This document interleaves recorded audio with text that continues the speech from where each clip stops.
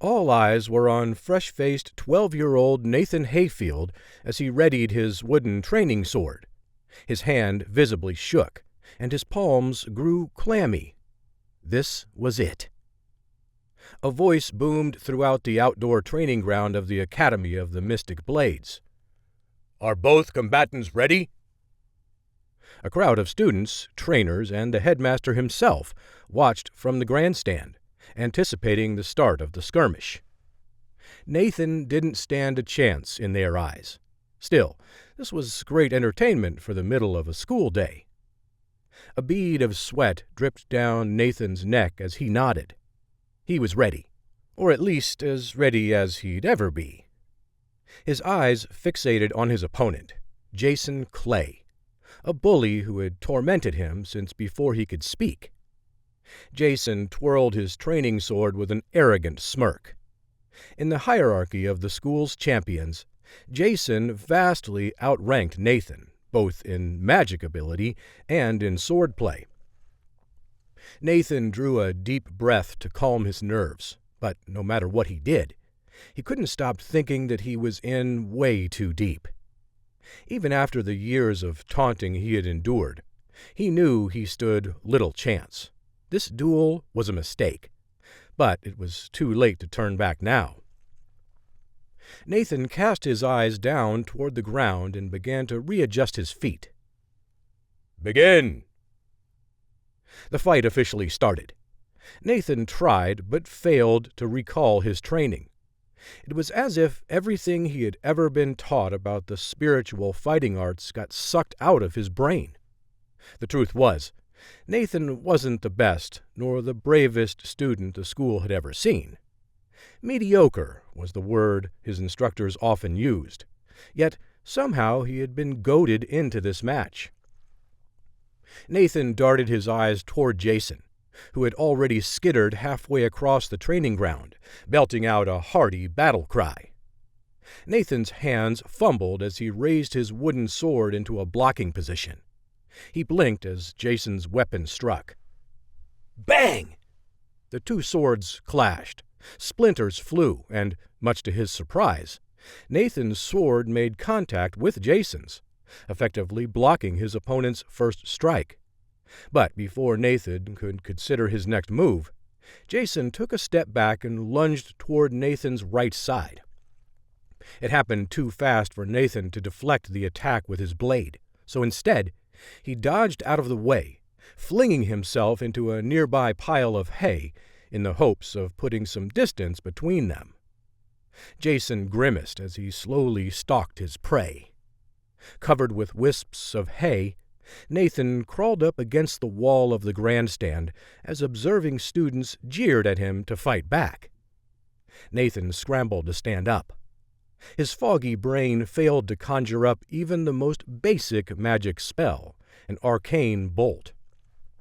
Crack! As Jason slashed Nathan's back with his wooden training sword, Nathan collapsed to the ground like a training dummy. Nathan squinted his eyes in agony. When he opened them, Jason loomed over him, dragging the training sword across the dirt, toying with his victim. Each swipe of the ground stirred up little puffs of dust that tickled Nathan's nose. Jason clenched his teeth and snarled. "Get up and fight me! I don't want this to look too easy."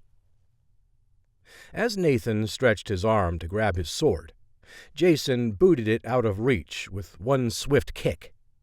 He chortled at Nathan's predicament. "Oh, I'm sorry. Did you want that?" Nathan mustered all of his strength to push himself back up onto his feet.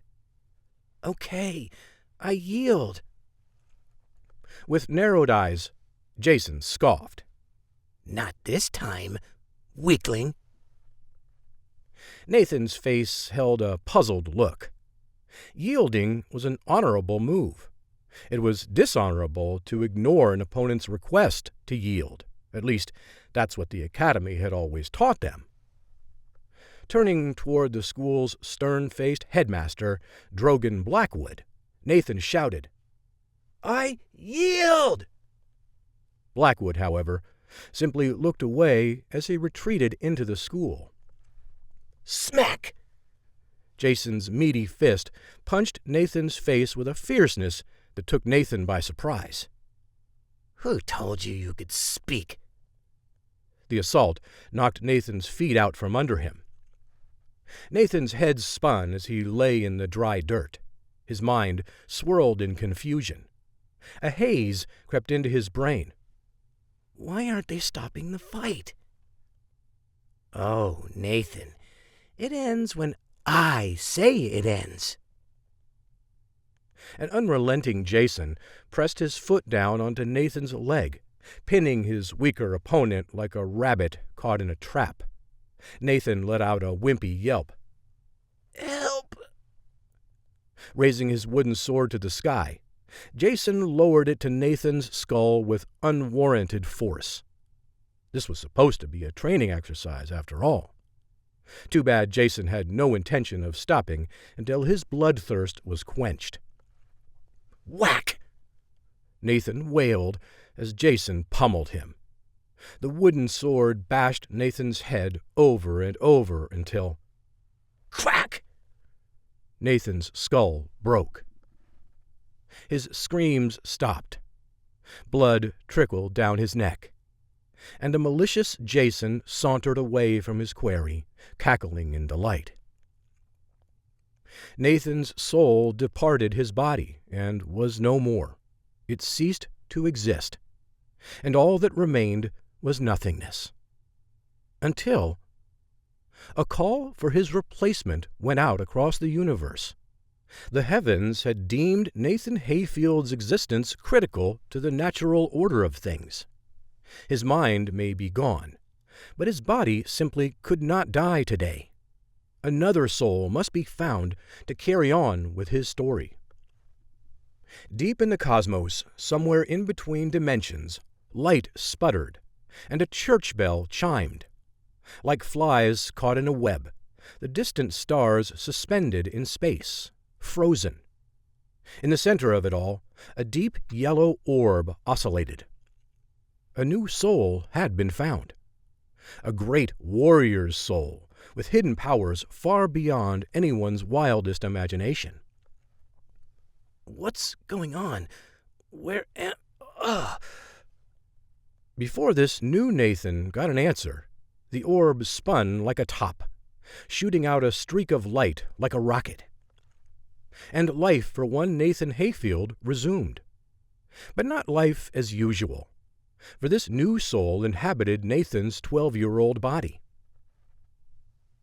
Back at the Hayfield residence, the family played the waiting game in the privacy of their home. The aging but still grand estate, made of hand-cut stone and timber, stood 2 stories tall. The sturdy siding was a warm, weathered brown, and thatched straw formed the roof.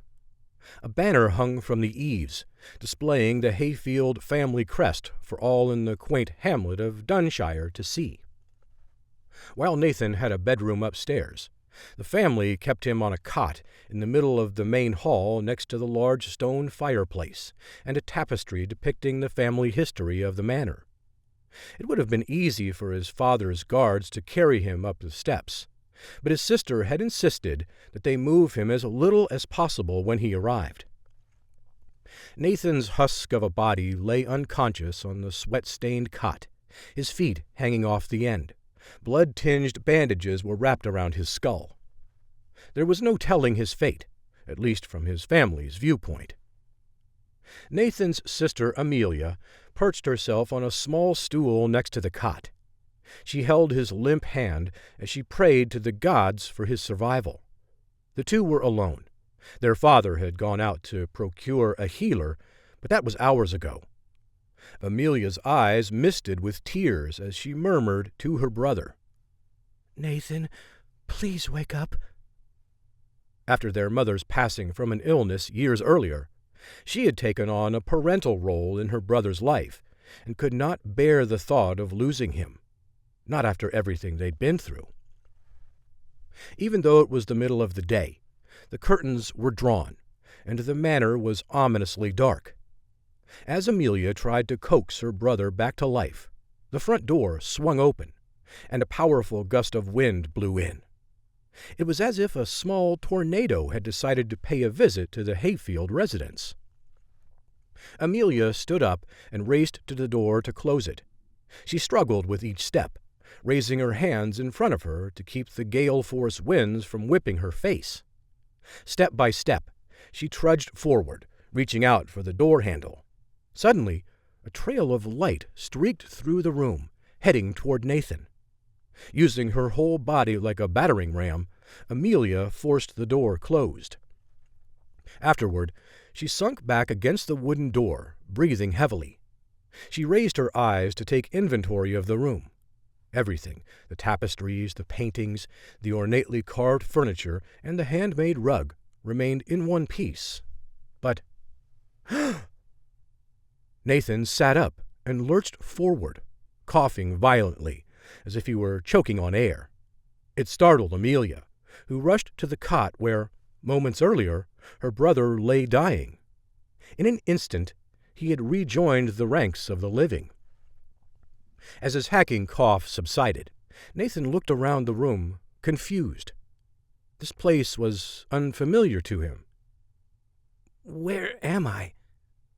"You're home." Overjoyed by her brother's miraculous recovery, Amelia wrapped her arms around Nathan.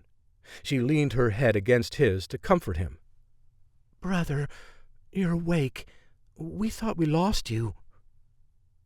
Confusion spread across Nathan's face. "Who is this girl? I don't have a—" Whoosh! A stream of memories flooded Nathan's mind.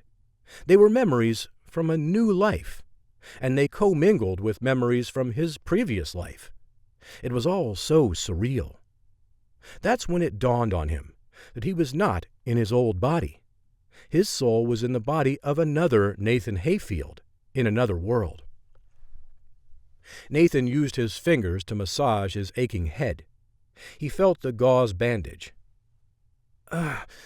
What happened?" Amelia wiped stray tears from her face. Words spilled out of her mouth in one long stream of gibberish. "It was Jason Clay and a headmaster. It was—" Nathan reached out to squeeze the shoulder of the girl, who appeared to be about 17 years old, older than his new body. "Slow down. Take a deep breath." Amelia leaned in again for a hug. I'm sorry. It's just been hard. You died. Then you came back, but we weren't sure if you'd make it, and Father isn't even here." Nathan patted her on the back. His newfound memories informed him she was his older sister, Amelia, and they lived with their father, a lowly noble by the name of Ulrich Hayfield. It's okay. Where is our father?" Amelia spoke in a voice left husky from crying. "He went out to look for a new healer. The last one told him that there was nothing they could do. You were—" "I was what?"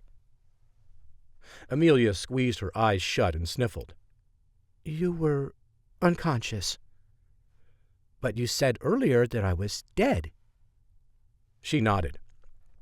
"Yes, but you started breathing again. Only you didn't wake up. We weren't sure what was happening." Nathan's grip on her back softened. Thoughts raced through his mind. What did my predecessor do to end up like this? Was he in danger? Am I in danger? How did he die?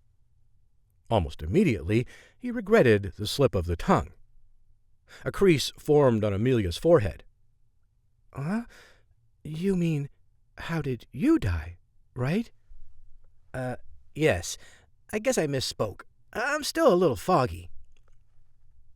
When Amelia explained that he had been critically injured in a school-sanctioned sparring match, it triggered an avalanche of memories in Nathan.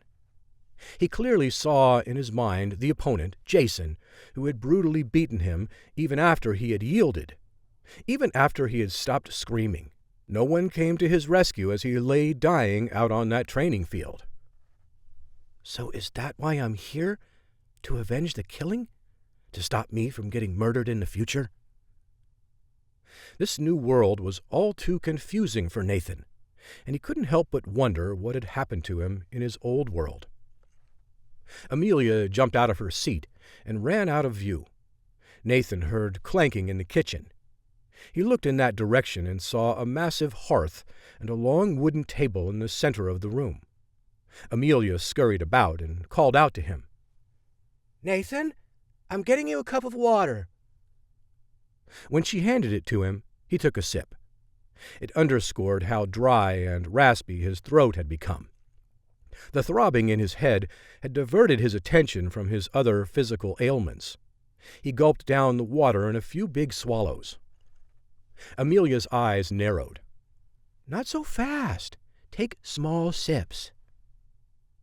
Nathan's brow furrowed as he thought back to the sparring match that had taken the life of his predecessor. The previous Nathan wasn't that strong or skilled. Not all of my memories are clear, but in my past life, I was a great fighter, and I can once again become one here. I can defeat the twerp who killed me, or at least who tried to kill the old Nathan. Thud! The front door to the manor opened. Ulrich Hayfield stood frozen at the threshold. His eyes widened in disbelief as he spotted his son sitting up, drinking from a cup. "Nathan, my boy, you're awake." Ulrich's face beamed with joy. He took 5 long strides to reach his son's bedside.